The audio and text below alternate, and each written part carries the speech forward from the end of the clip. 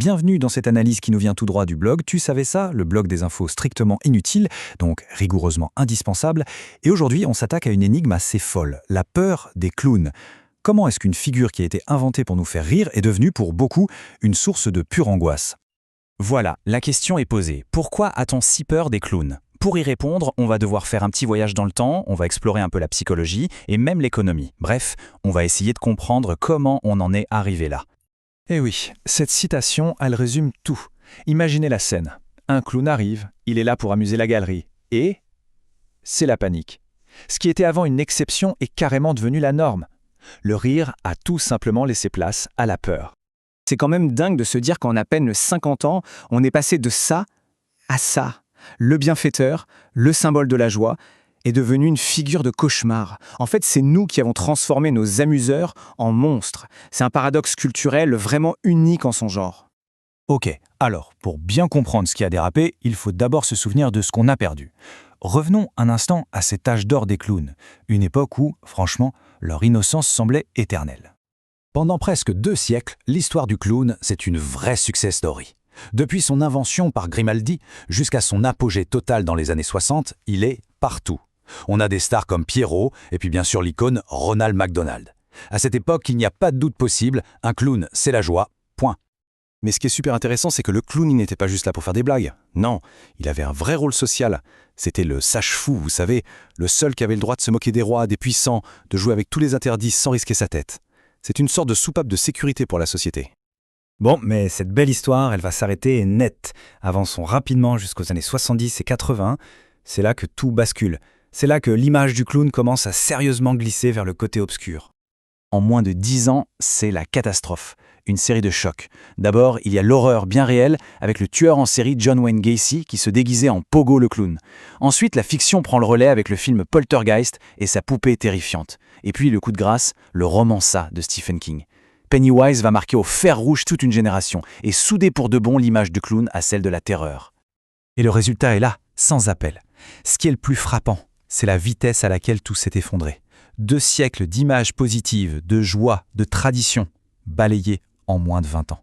L'ami est devenu l'ennemi public numéro 1. Mais attention, la culture n'explique pas tout. Si on creuse un peu plus, on se rend compte qu'il y a des raisons scientifiques, presque instinctives, à ce malaise.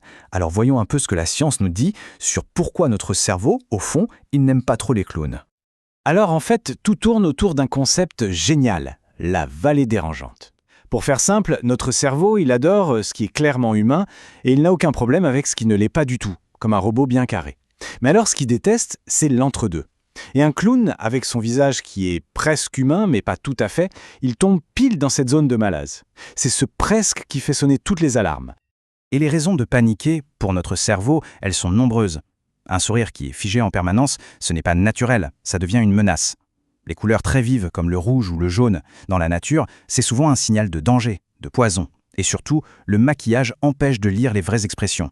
Notre cerveau reptilien, incapable de décoder si la personne est amie ou ennemie, se met en mode survie et nous crie « méfiance ». Donc, on a une prédisposition psychologique et un virage culturel très négatif. Maintenant, on va voir comment ces 2 éléments se sont combinés pour que cette peur se propage comme un véritable virus dans toute la société. À partir de là, c'est un cercle vicieux. Les enfants découvrent les clowns d'abord dans des films d'horreur, donc forcément, ils en ont peur. Ensuite, cette peur se transmet socialement, de copain en copain, dans la cour de récré. Les médias, qui voient bien que le clown maléfique, ça marche, en produisent toujours plus.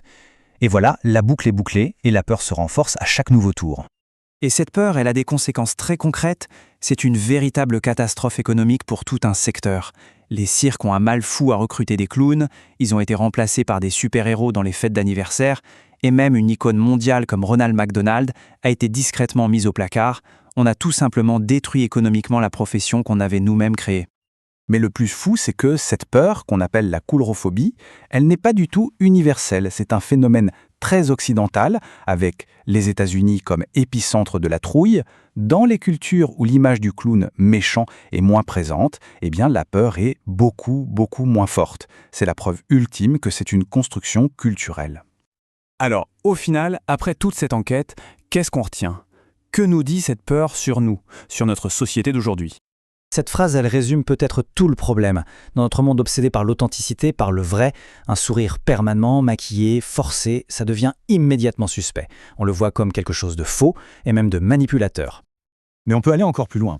Et si, au fond, le clown nous dérangeait parce qu'il nous sert de miroir? Il ne fait qu'amplifier, jusqu'à la caricature, les masques sociaux qu'on porte tous les jours pour s'intégrer, pour être accepté. Le clown nous rappelle qu'on joue tous un peu la comédie, et cette vérité-là, elle n'est pas toujours facile à regarder en face. Et donc, la question finale, c'est celle-ci. Et si notre peur du clown, ce n'était pas vraiment la peur d'un monstre au maquillage bizarre, mais plutôt la peur de ce qui est faux, de l'inauthenticité? Peut-être que la prochaine fois qu'on en croisera un, on ne verra plus juste un personnage de cauchemar, mais le reflet de notre propre comédie sociale et le fantôme de notre innocence perdue.